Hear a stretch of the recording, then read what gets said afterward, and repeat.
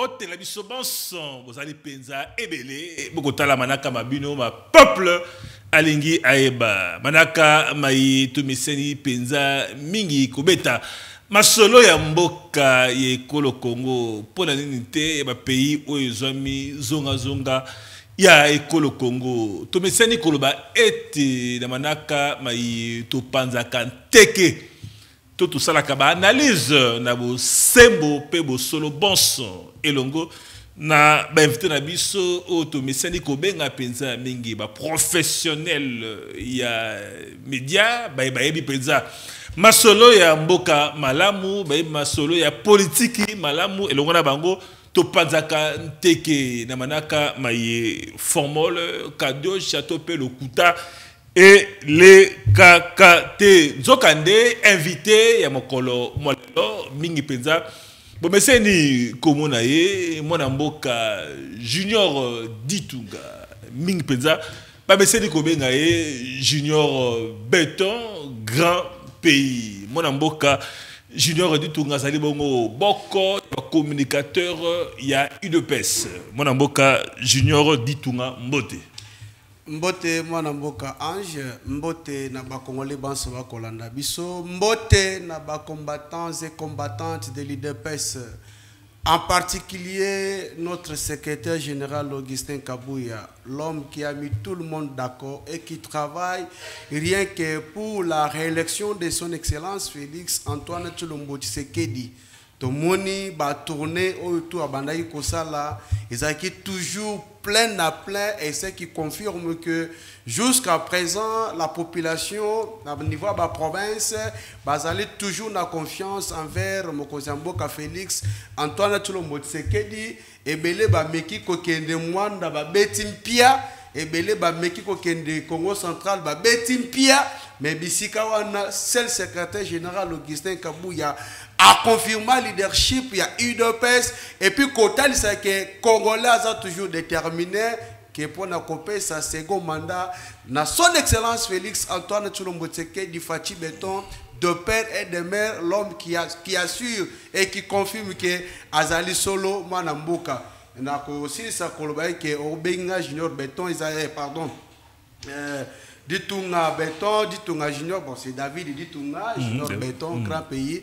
Nous sommes ezali ba kombo nangai ba muso bengi Ditunga dia Congo. Donc nous sommes par rapport ya musala ou tout ça la kapona mboka na biso na lobaka kenon naza na pays mi balete. Mboka eza obemoko c'est la République démocratique du Congo. OK na lobaka quelle que soit ba tendance, quelle que soit ba couleur politique et qu'on divise bisoté on reste tous des Congolais.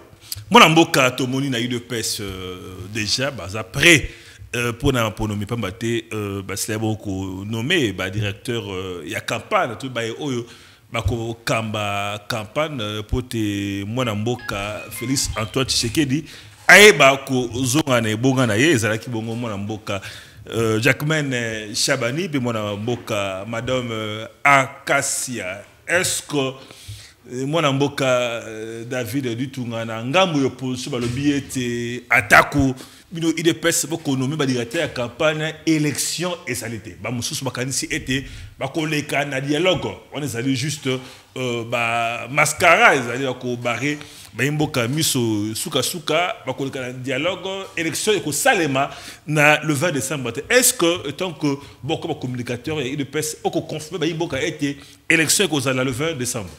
Matono mingi mwana mboka Ange mutuna otuneza kitoko makasi na mbwete na ya nola na kopesa na nous merci mingi na son excellence Félix Antoine Tshilombo Tshisekedi pour na choix judiciaire ou apporté à la personne il y a Oazalaki ancien secrétaire général de notre parti IDPS à la personne de maître Jacquemaine Chabani et puis na OP Azalaki ancien ministre il y a économie à Kassia Rodumbola. Je crois que même na ba niveau ya ba province par rapport na ba langue linguistique bientôt peut trouver ba o ba kozala à la tête ya ko chapeauter y compris pe na ville province ya Kinshasa par rapport à ba district.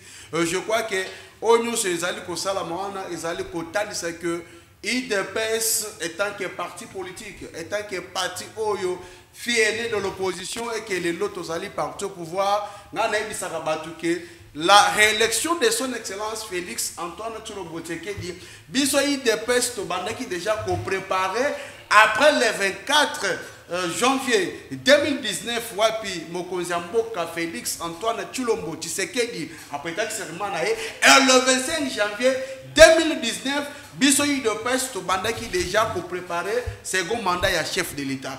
Et puis, yango monaki to bandaki komona notre secrétaire général actuel CG Kabouya, l'homme qui confirme azali toujours abanda kozala na terrain o emekaki ko empêcher ezalaki nini la cambia Covid par rapport à la décision ezaki prise na o azalaki ko chapeauter makamba Covid 19 papa na biso wa bandaki ko kambailo kimingai.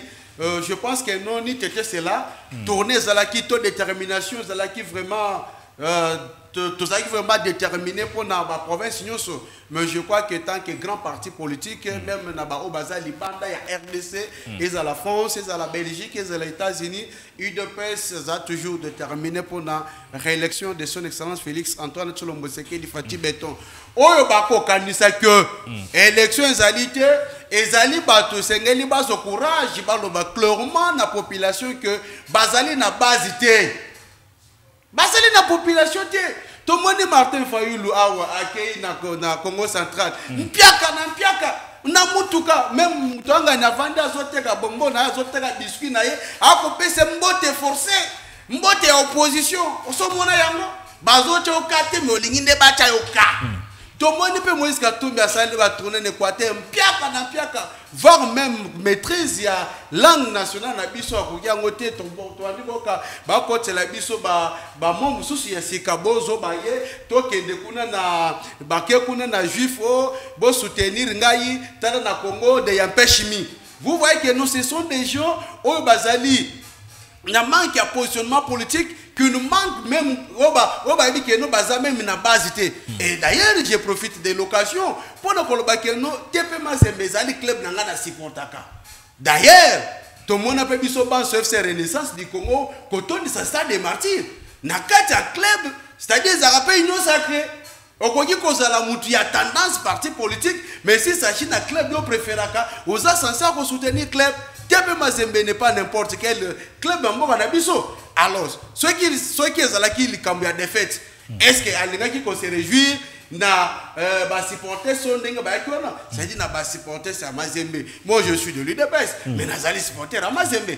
Club nanga na supporter à Makasi. Ah bon? Alors oui. Mais Mazembe bako boya bango beta na Kolo Congo, beta na Tanzanie kuna. Nazali koyebisa yo que non ezana bato boyo ba yebisi ba kokosa la différence té.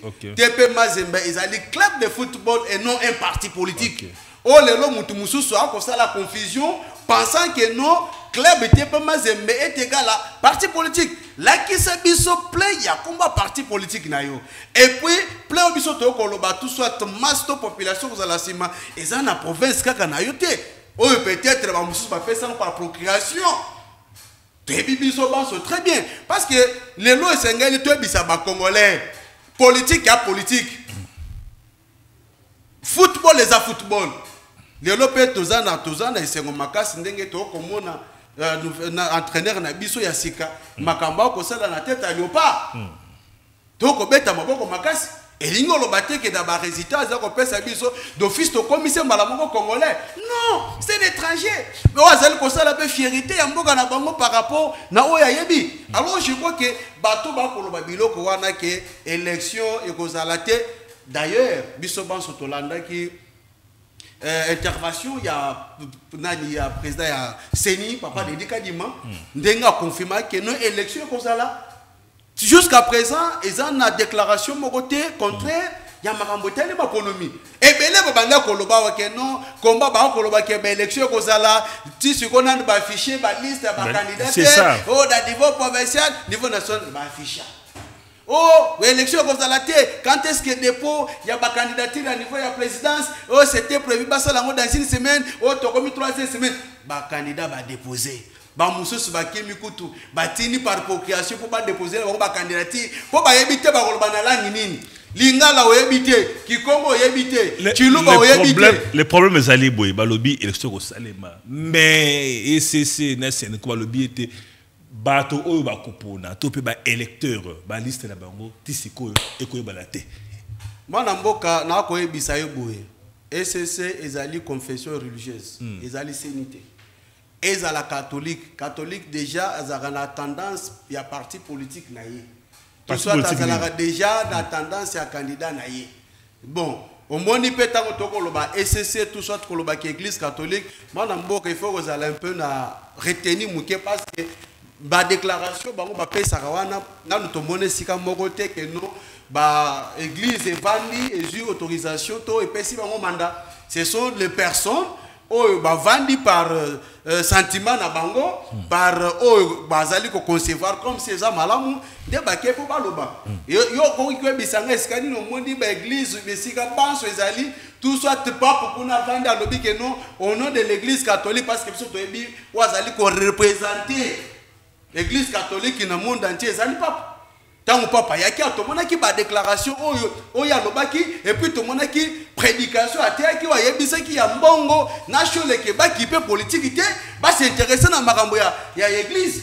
Alors ceux qui kelelo oyo akelaki bango oyo akelaki nani ambongo pour comme cardinal apekise politique et que ambongo azoleka azosala politique oyo apesi bango pouvoir na à la tête de la confession religieuse catholique, avec ces hommes politiques. Mais au moins, les politique. Est-ce que vous pensez qu'ils ont été mandatés par l'église catholique? Non.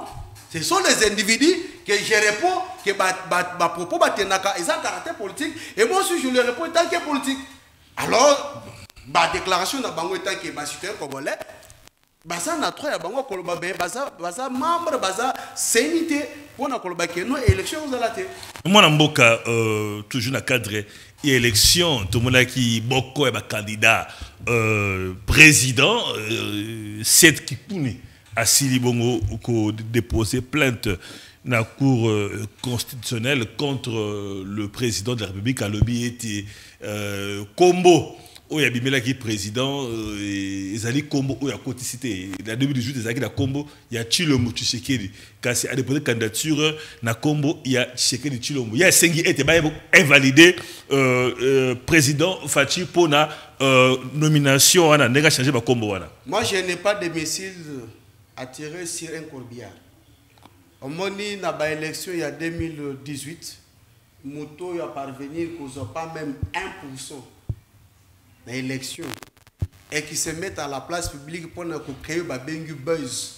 Pensez-vous que moi personnellement, grand pays du tout que je suis, passer à la télé, prendre mon temps, à répondre à propos, tout soit ma sentiment, ou bien que je prenne mon temps pour tirer sur un corbillard. Je n'ai pas ce temps-là. Je n'ai pas ce temps-là. Et puis, pour Azangi ba communicateur et moi dit tout je me mets là pour commencer à parler de lui. Je ne le ferai jamais. Alors je crois que c'est la pire distraction. Oyo que non mutazangi ne lo rosala ce que monnaie que copé bilamba et ko futa li sousouté à monnaie qui en caractère politique il faut vendre pour buzz. Moi, je n'ai pas ce temps-là pour tirer. Mais moi, qu'est-ce qui se passe au niveau il y a un candidat président A Fundi B a Fundi C, tout le monde peut Noël Tchani a porté plainte contre Moïse Katumbi, a lobby à la nationalité italienne, a postulé peut-être, mais apparemment derrière un coup et qu'on bête Makuna na présidence. Qu'est-ce qui se passe? Parce que le lobby était ezali ba carte. Il y a une union sacrée par carte après ça faut tinda bato pote même ko déstabiliser deux candidats ko banga Moïse Katumbi na Denis Mukwege. Ndeko Ange retiré le komoko koloba keno des candidats biso to ko banga. Bako babongo na ngambo yo opposition bibi te candidat Moïse Katumbi Denis Mukwege bako sala bino somo. De quelle opposition vous me parlez? Parce que prophète politique paix à son âme. Quand on tient ce que Mokolo Idopé c'est au pouvoir finir l'opposition. Tu peux me parler si tu as même les noms au Azali leader de l'opposition. Et l'opposition est composée par qui? Et pourquoi? Alors, moi je vous dirais ceci. Noël Etiani, Azali peut candidat de la présidence. c'est un citoyen congolais. Est-ce que Noël Tiani Moutouatindaki Moïse Katumbi asala ba vidéo na ye pour na koloba ke non abotami na papa juif maman prince zambien? Ça c'est la question qu'il faut nous poser. Est-ce que ba élection et ça la pour na ba zambien tout ça pour na ba congolais? Est-ce que ba élection et ça la pour na ba italien ou bien pour na ba congolais? Est-ce que ba élection et ça la pour na ba tanzanien ou bien ça pour na ba congolais? Est-ce que vous voulez les lots tous aller pour déplorer ma capitale infiltration, l'armée partout dans l'administration? Pouvez-vous que Congolais sérieux peut aujourd'hui se mettre accueilli devant le bureau de vote pour qu'il a voté l'étranger? Non. Après des années, du moment Moïse a dit clairement qu'il n'est pas congolais. Mais comment ce qu'aucun article dit sur notre constitution qui nous parle, il faut être congolais d'origine? Mais toi tu sais très bien que tu n'es pas congolais, mais tu dois affronter. D'ailleurs, Moïse Katumbi a confirmé qu'il n'est pas congolais parce qu'il y a moi qui n'a déposé candidature. Attendez à l'objet que non, comme les Congolais, Moussous Bazarana, on a l'esprit faible à cause de Yabambo, on a yé, à soit Tini Bango, Yébisanga, Noël Tiani, au moment où il a déposé candidature, il a déposé un mot. Fatih Beto a déposé. Mais pourquoi il a déposé un mot? C'est-à-dire, conscience, n'a yé mot comme Moïse Katumbi pour reprocher déjà que non, n'a sali qu'on méritait. Et d'ailleurs, tout ça, c'est moment Namboka Ange. Est-ce qu'en 2018, lorsque sa candidature a été validée, est-ce que ça a été DPS? Est-ce que c'était DPS qui était au pouvoir? Moi, ma question, bateau bazali mieux placé. Il y a pour répondre à la question de validation, il y a candidature Moïse Katumbi, Wanda Bengisa, Koulout Nanga, que je respecte beaucoup Lambert Mende. Ce qu'on bengi numéro de l'égalité, au bengi Joseph Kokonyangi. Ce qu'on m'a dit, les gâteaux côté répondeur, au bengi Alexis dans le temps moi. Ce sont déjà bien placés pour vous dire. On ne plaque pas avec la République, mon ange. La souveraineté d'un pays va négocier à côté. Combien de Congolais tombent victimes à l'Est à cause de l'infiltration? Parce que les Congos étaient dirigés par des gens dont leur nationalité est douteuse. Deuxième candidat, Balobi était Denis Mukwege. Alobi que non, Bino vous avez l'adresse fixée. Le président Fatia l'adresse fixée. Il y a l'adresse à la RDC. Est-ce que Hollande qui est? Alobi que n'a passé 40 ans en République démocratique du Congo. Bon, avant 40 ans, il était où? Yécoute a précisé que Combo, il y a papa, il y a actuel chef de l'État. Mais Combo papa n'attend la remontée pour lui. Landa ba discours nyonso to ya salaka. Combo papa n'attend la remontée pourquoi? Est-ce que ils sont net aux aboués? Tokoki ko vanda ndeko âge. Muto ya azali na soutien, il y a Clinton, Muto azali na soutien, il y a Soro. Pendant ma cambo étali homosexualité. Ouais, solo là. Oh, mais je vous dis ce qui est vrai. Notion du genre. Alors, vous comprenez bien non, je vais vous expliquer. Je vais vous expliquer. Opposer question, Tikana décortiquer. Vous avez mal. Ah, vous allez que le peuple a les gars, ça dit. Aïeba. Mais maintenant, vous êtes devant du tout un grand pays qui vous répond. Quelqu'un, oh, Yazali, la notion du genre. Soutenu par la France, les États-Unis, tout comme ça. Pour la Macambo Italie, homosexualité. Donc, ça dit, Yonanga, tout m'appelle Kobala. Est-ce que tout va normal? Et tant que nous sommes les Bantous, c'est carrément impossible. C'est carrément impossible. Alors, tu vas dire, tu comprends que c'est parce que, à le bel Macambo égalité, homme et femme. Mais moi, je suis un ange. Tout la vérité. Depuis que Congo est banda, après l'indépendance, tu as eu papa Joseph Kasavubu, paix à son âme. Tu as eu Mobutu Sese Seko, paix à son âme. Tu as eu Mzee Laurent Désiré, paix à son âme. Tu as eu actuel sénateur Ravi, Joseph Kabila. Le seul président Oyo à parvenir qu'on respecte ma maman dans la société, c'est l'actuel chef de l'État, Félix Antoine Tshisekedi. Dans la nomination. Depuis que le Congo est à l'Assemblée nationale, il n'y a jamais avec une présidente de l'Assemblée à sa tête comme une femme. Mais c'est sous leadership. Il y a Félix Antoine Tshisekedi qui maman Janine Mabunda. Lelo na ba nomination, na ba ministère. Donc, elongwe de 0% jusqu'à 37% au Mokozamboka à Sali.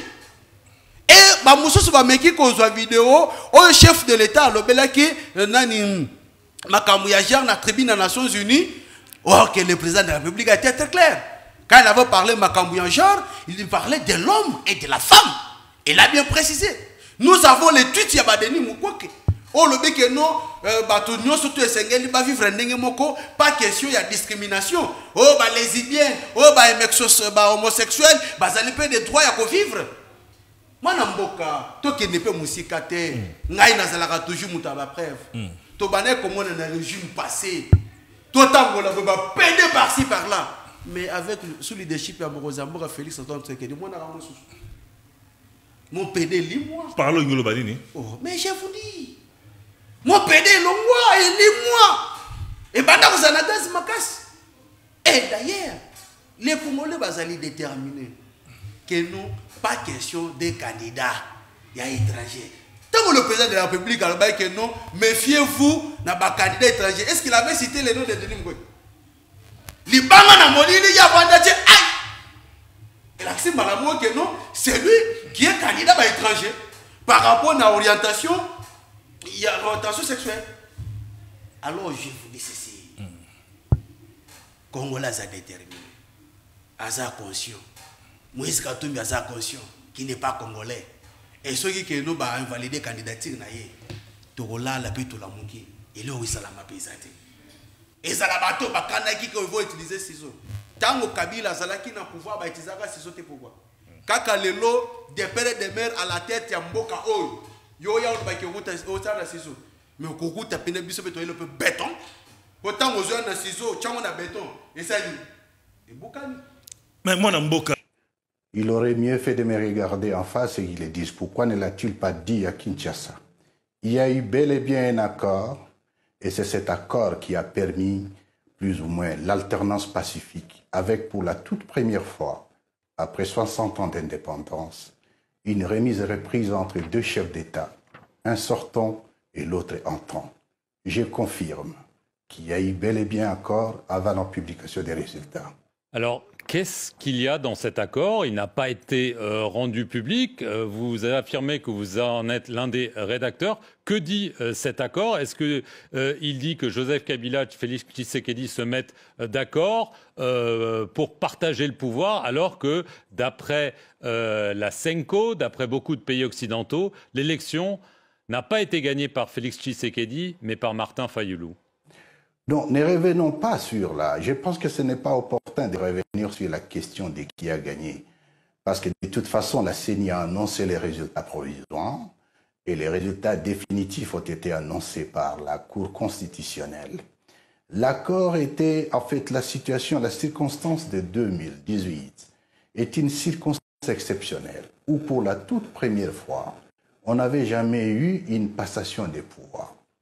Et c'est la gestion de cette circonstance exceptionnelle où il y avait la conjugaison de plusieurs intérêts.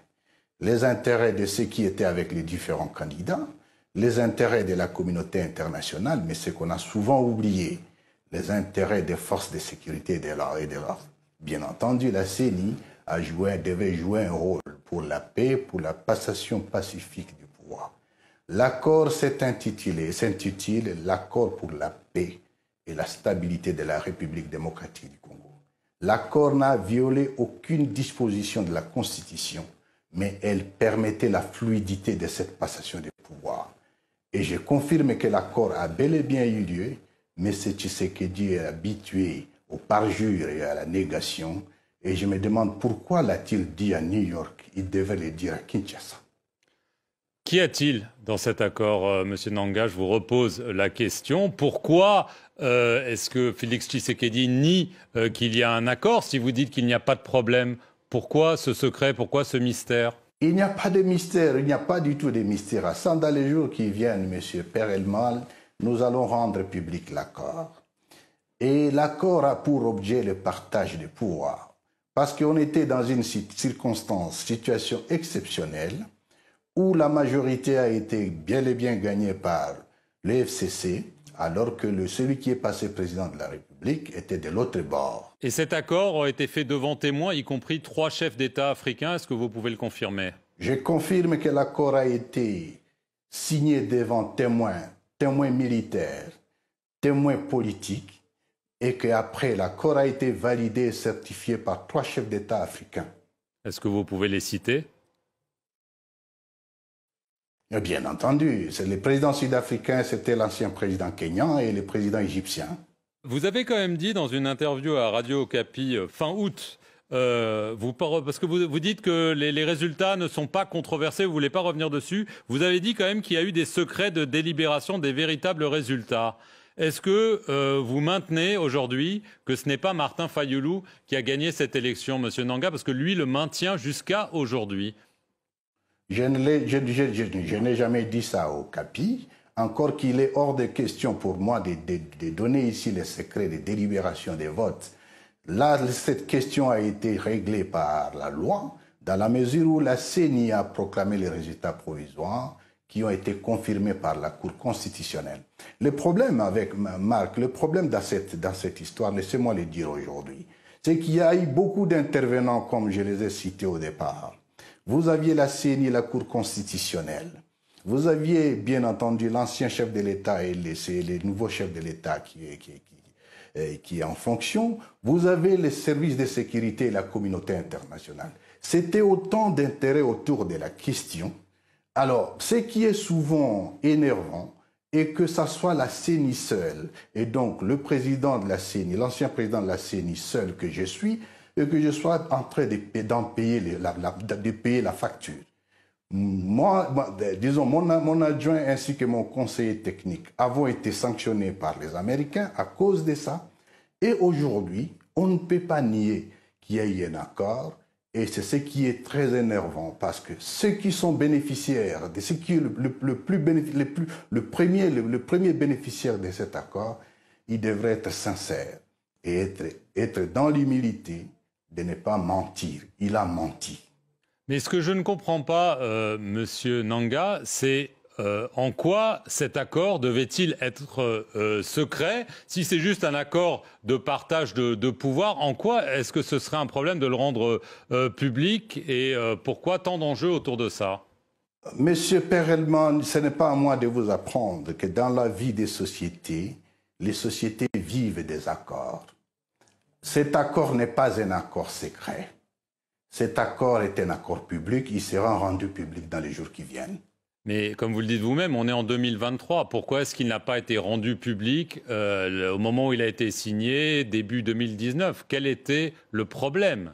Il devrait être rendu public aujourd'hui parce que le premier bénéficiaire en nie l'existence, ce qui est un mensonge. C'est ça plutôt le problème.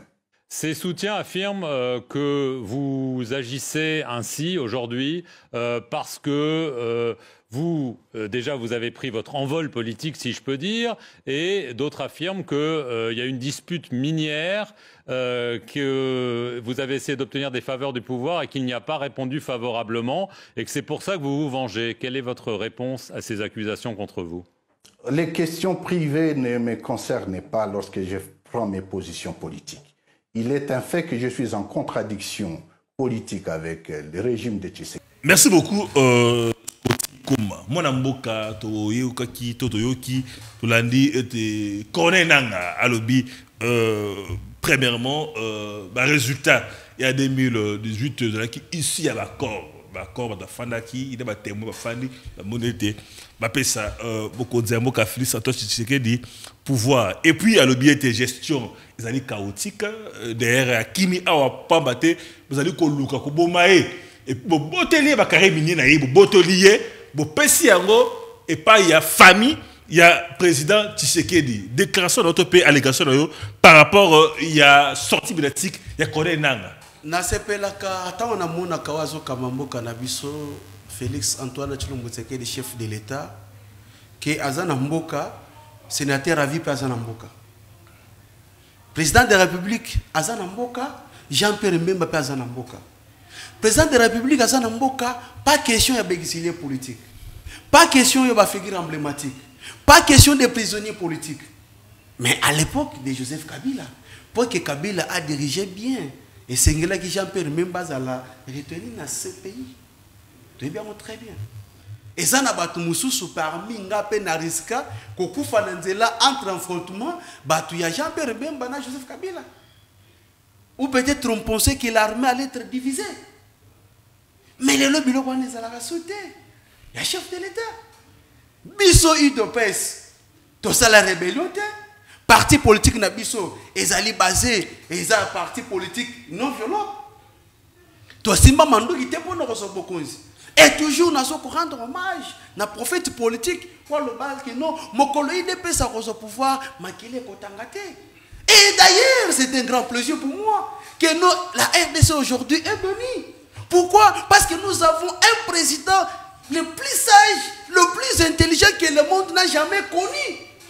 Comment un civil peut parvenir à arracher le pouvoir dans les médias militaires ayant toutes les conditions tout possible, même armée, même police, même service, tout. Et ça qui est à disposition. Mais un simple civil, est-ce que vous comprenez ma cambouane? Nous avons évité que c'est après ça un résultat provisoire. Et ça peut dire que le papa de Nikadima après la liste, il y a bateau va déposer ma candidature. Et ça liste définitivité, et ça liste provisoire. Mouta après cette liste définitive, et ça liste cour constitutionnel. Il y a après ça qui Moussala, après ça qui va résultat aux ala qui provisoire. Et institution où ils ala qui compétente, il y a coupé ça par résultat définitif, et ça liste cour constitutionnel. Et d'ailleurs, et je dirais encore, comment que non, accord. Nakati accord le bini aux agents jeunesse d'investigation. Comme ça, banda ko bizarre que article 1 accord le bibo, article 2 accord le bibo. Comme ça, on est à distraction. Accord à l'Émirat, tu es bien go. Accord à la Mouka, tu es bien go. Accord à dialogue à Saint-Sylvestre, tu es bien go. Mais wana accord, tu ne vois pas que non, ils ont pire distraction. Est-ce que les lots, moi dans la classe Batouné, comment s'appelle l'actuel chef de l'État? Il y a République démocratique du Congo. Et ça, c'est le banane. Agolba Fachi. Agolba Félix. Antoine. Tu sais que de Chilombo. On se comprend pas. On dit que le bélo comme quoi on a très capital. On le dit que l'on va botter le carré miné. C'est-à-dire, il y avait des gens où on s'est comparé de toute la richesse. Il y a un cannabis d'une manière illégale. Fati, après avoir constaté à 2-3 ans, pourquoi n'est-ce pas à une année le bilan m'a accordé? Pourquoi n'est-ce pas à 2 ans le bilan m'a accordé? Pourquoi n'est-ce pas à 3 ans m'a accordé? Et pourquoi ils ont peur de quoi? Et d'ailleurs, moi je les ai dit, Nanga, continuez! Vous êtes en train de faire la publicité de son excellence Félix Antoine. Fati perdrait. Jamais! Fati perd de quoi? Tala bisika nous sommes les cas. Akeya wana Lubumbashi. Ça contre campagne te boy. Et ça peut campagne te yemo pas. Contre campagne. Ba ko sala contre campagne te pa ya nanga. Nazo bisayo nanga amata akita. Aloba na 2 heures ata changer France 24 asali chaîne na yemoko. Ok akobanda ko batongo tipo quoi. Autiko sokol alobi, autiko brosser alobi, apamuse longi alobi. Le président de la République a posé la belle et bien réélu comme chef de l'État. Wan n'est pas distraction. Il a été sanctionné parce que Abanda qui utilisé Azoua qui va miner d'une manière illégale. Ok, mon beko likouzi ambo cannabiso et koloba que tout Congolais et Sénégalais à jouir na richesse à Mboka Congo. Donc pour Nanga et Sengela qui y a cela nini a joué nango comme si que Mboka ngo ya yé. Donc yé on est à distraction mon Mboka ange tangelanga encore un article et le binin comme ça je répondrai. Mais lobby était selon quelques sources selon quelques sources auto l'a dit pe lobby bo pesa ki ba carré minier wana pour na moi tactique ou beta ki wana ya ko pesa ki ba carré minier wana afo botolera aboué sans motif azwaki yango avant Fati to azwaki yango pendant Fati. C'est ça la question qu'il faut nous poser. Azwaki yango avant Fati. alors moi na mboka ya lobi ke no nyoso te faut kozongisa ngona nzela ce que na posa ko déclarer ba carré minier amoni ka chamata te amoni kingakati te. Merci beaucoup mon mboka David Dutoura to ko manaka na bisto ko ta muke masolo etali penza mi sécurité babi ke bino ko boko bangi to déclaration ya John Numbi et bangi sibino makasi ke panique mbala moko edi kapende nous bonomé mbala moko président Fachi a lié et le monde a officier policier plutôt FARDC Teni Asika bongo na bongo déclaration il y a John Numbi pourquoi créer-moi panique au sein il y a FARDC tango na monaka mokozi mboka Félix Antoine Tshisekedi na yoka kesema makasi un président qui assure qui aspire oh les lois qui ba Emmanuel Macron ba ça la politique eza ponaye ah c'est comme Emmanuel Macron. Mais dans la vérité, on a la déclaration que nous avons appelé ça goût à la politique, c'est fatigué. Ah, mon amboka, c'est comme ça. Parce que tant on a là, l'actuel chef de l'État, la décision 3 Ouaka, ils allaient respecter séparation de pouvoir et l'institution. Tout beau, ça n'était qu'il y avait une loi où ils allaient proclamer il y a une loi de programmation militaire où il y a des réformes. Et l'autre monde, moi na mboka ange na betolo mo lisolo moke oba inatanga kala so okutana na soda okutana mila na policier to mo bona no o bituna ice wa koza la pena policier o pena koza la soda do so ke no tala pena elo nyamutu e bangi so ba ke no akokoza la te akoza la brigante akoza la mutu mabete mais lelo tala so ko kutali ba soda na biso na ba policier na biso o kanesengo pour ce côté armé pour ce côté la police mais à l'époque il bandoza la terre c'est grâce à cette loi programmation militaire moi na mboka na kalatondo za tovandi bo même na terrasse mais la secret au mona ba soldat bazo le ka toujours metandi et basa la société moi na mboka c'est toujours le président Félix Antoine Tshisekedi moi na mboka quand les gens qui nous bande belé bande kotambola na balabala bisenga senga basaki bana ba soda bana ba policier mais les no banana bazala ressuscité pourquoi le président de la République a prendre soin Manamboka à l'époque de Joseph Kabila OK penda kaya Colonel Kantiachi ota la dispensaire centre oyo ke no soda na biso obeli mais dans la façon bando qui ne peut pas ce traitement mais le chef de l'État la connaît Kantiachi n'engezali et ton ami na bastanda international est-ce que ça la c'est moté donc ezaki malamu to vandi bo tozolo la basoda ya Amérique tozolo la basoda ya Russie tozolo la basoda ya ba français tout comme ça mais lelo ce otali armée na biso basoda na biso et là tele na bango kozala na bango ceux qui batele na basoda américain au moins ça la différence ezate bandenge moko. C'est ça la volonté et la détermination. Maintenant, je reviens. Moi, je ne suis pas venu ici pour répondre à un réparateur de frigo et de radio. Oh. Réparateur de frigo. Est-ce que vous allez prendre une photo de John Numbi sergent? Vous avez une photo de John Numbi Adida.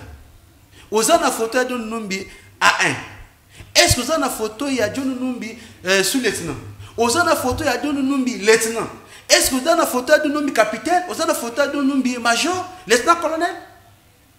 Du coup, boum! Général. Et puis, dans le grade, il y a des colonnes armées. Tu comprends que non?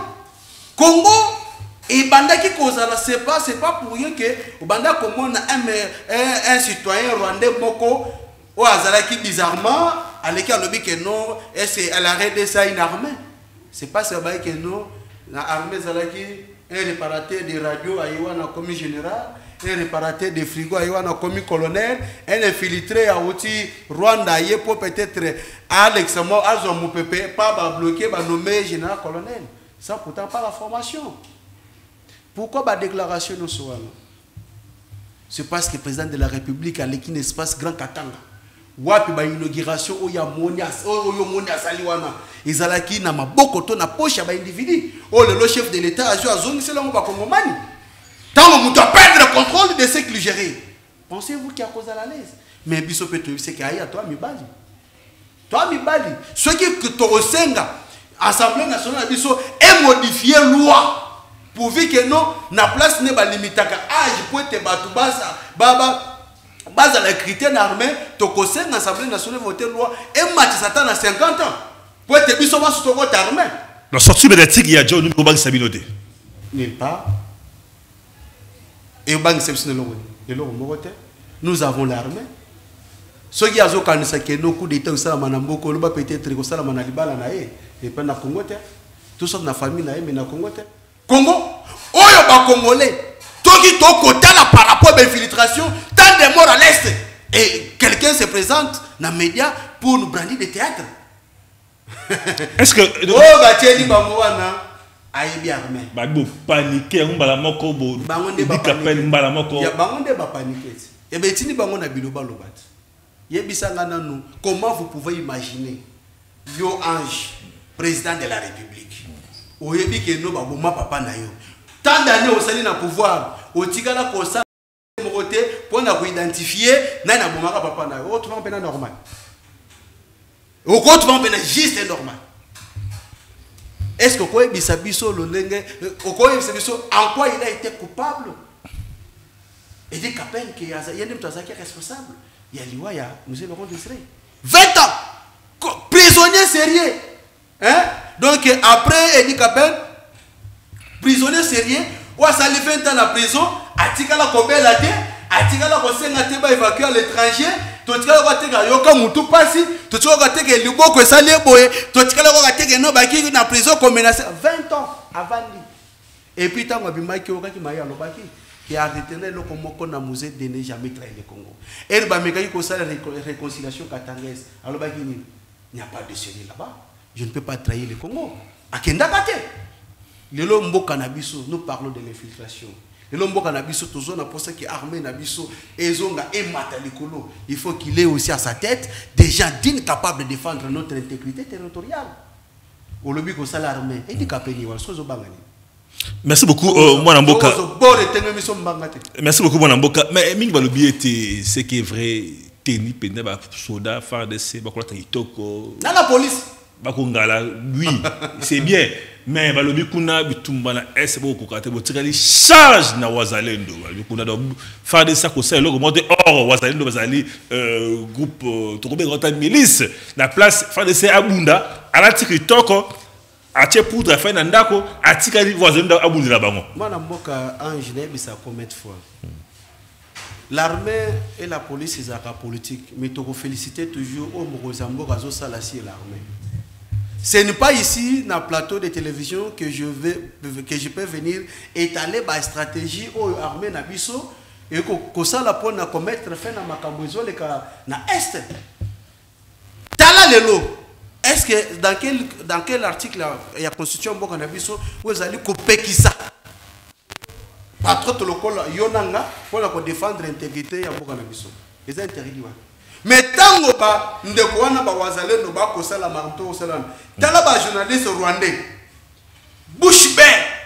Est-ce que yo so yo ka déjà félicitations et pas Moïse Katumbi. Pona ba wazalendo. On sera déjà félicitations et pas Denis Mukwege. On sera déjà félicitations et pas Ambong.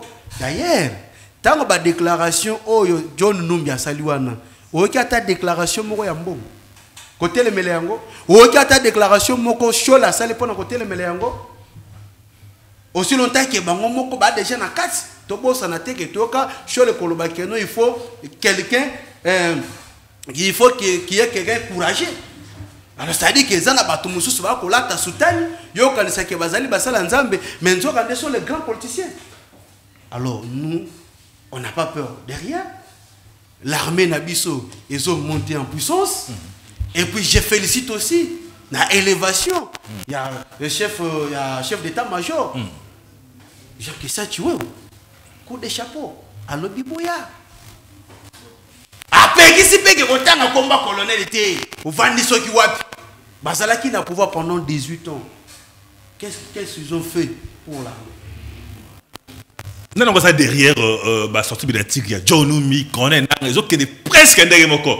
Alors, c'est 64, ce qui est que moi, nous, Zali, tout Malibanda, nous, derrière, il y a des déclarations de soir. Ata Basangani, ata université à Kara et diembeli na ba déclaration na bango et ko bangisa biso te et batami na sima ba déclaration na bango et ko bangisa peuple congolais te. Merci beaucoup mwana mboka to ko banaka ba biso ba peuple alingi aeba to zabongo na mwana mboka David Ditunga Junior Beton grand pays ndenge ba mesala ko benga ya zali bongo boko. Il y a un communicateur, il y a UDPS. Moi, le chef de l'État, Zaki Bongo, couronné, l'anniversaire de Kinshasa, na titre à Honoris Kaouza, et pas Iwapi, n'a pas opposition, va critiquer à Ngomakas, balobi, na bilan nini. Et le connu a salé à Malonga, donc on peut ça, Mokozamboka, titre honorifique, et puis, là, ici, Toge. Il y a 3 bars, il y a un professeur ordinaire, le Bezali qui est Djalelo, au Païwapi Ndekonae, topé recteur à Ibiko Sepelisaye, ça n'a rien à voir, beaucoup de gens mérité à voter. Ils avaient beaucoup de déclarations, et au outil ming, et pas de composition. Nakoki Koye Bisayo Boye. Bilaya, chef de l'État, ils sont largement positifs. Largement positif. Dans l'espace Grand Katanga. Chef de l'État à quel espace Grand Katanga, aux Unis, nous nzela kolongwa Lubumbashi na Sakanya. Nzela wana izalaki impraticable. Moko azalaka Moïse Katumbi, il fut gouverneur 8 ans à la tête, 8 à 7 ans à la tête il y a Grand Katanga. Mais nzela les a abandonné. Mon frère Nazo Bisayo, ceux qui ont longwe Lubumbashi ti Sakanya. Au Bakenote, ils allaient lozo longwana États-Unis aux quatre France. Ah, c'est quand même bon amboka. Mais la vérité. Ndela bien asphalté. Du boulot exaté. Kasumbalesa. Ezala ki bache bâtiment, il y a DGD, il y a bâtiment administratif, il y a DGD. Nous avons des bâtons qui ont des cartons. Il y a ceux qui ont des petits documents, tu es poli, pour perdre le contrôle, il y a Nyoso. Mais le président de la République a inauguré bâtiment béton administratif de la 2GDA. Ils ont bilo. Wana kasumbalesa. Tokesu na Sakanya.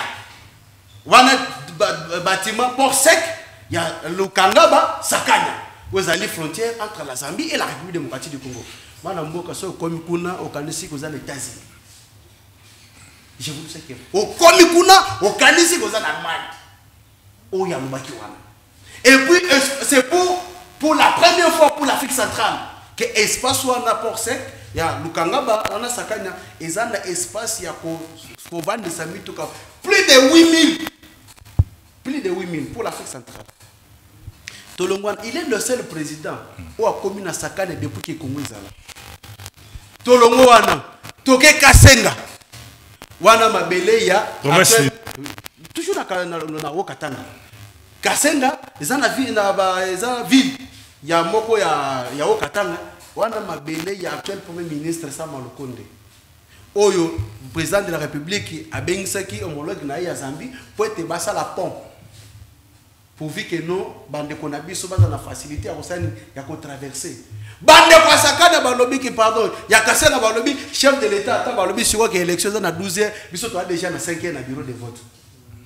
Pour la construction ça là. On a au Qatar professeur Moïse Katumbi. Ya nani?